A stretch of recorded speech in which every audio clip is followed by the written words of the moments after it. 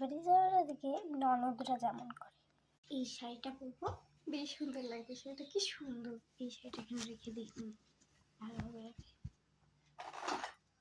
এই দুটো বালা ফুলে তো একদম দারুণ লাগবে, এখানে রাখি। এই ইয়ারিংটা পরলে তো আর কি, ওই নীল বালিশ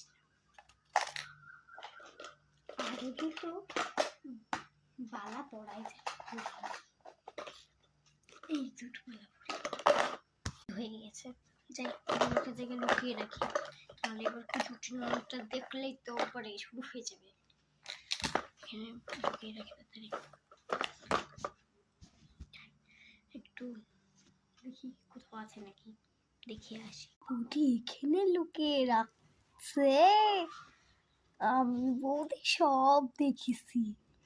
দাঁড়াও, তোমার বিয়ে বাড়িতে সুন্দর সুন্দর শাড়ি আর গয়না পরা বের করতেছি।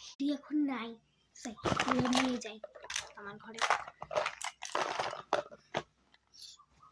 গয়না বের করে গেল, নিশ্চয়ই শয়তান নেই, কিছু একটা নিয়েছে। দাঁড়া যাচ্ছি,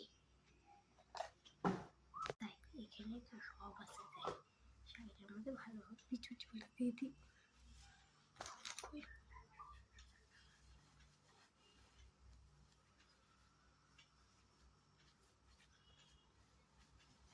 দেওয়া হয়ে গেছে, এই আসলো বলে তাড়াতাড়ি যাই। প্রথমে মেকআপটা করি, তারপরে একটু শাড়ি করি। চুলটা তোমার ঠিক হয়ে গেল, এবার মেকআপটা করে নিই। এই তোমার মেকআপ কমপ্লিট। তাড়াতাড়ি শাড়িটা জুয়েলারি গুলো পরে নিই। পরে শাড়িটা পরে যে আমার লাগছে না, কিন্তু গাটা কুটকুট করছে কেন? ইস, গাটা কুটকুট করছে তো, কুটকুট দেখো চুল করছে। বেশ খুঁড়ি শাড়িটা কুটকুট করছে, কুটকুট করে যাচ্ছে গো, আমি কি করবো?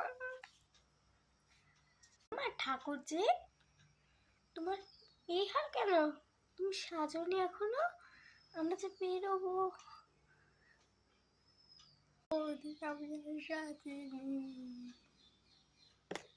তুমি জানো তো, আমি আবার আমার ঘরে একটা শাড়ি রেখেছিল, ওনা খুঁজেই পাচ্ছি না, গয়নার কাটি কিচ্ছু খুঁজে পাচ্ছি না। ভাবলাম পরবো, খুঁজে পাচ্ছি না, আর কি করবো বলো? তো এরকম ভাবে একটু সিম্পল করে সেজন্য কালো শাড়িটা পরে। এই শাড়িটা তোমার শাড়ি বাতি কি দিল, আমার গা চুলকাচ্ছে।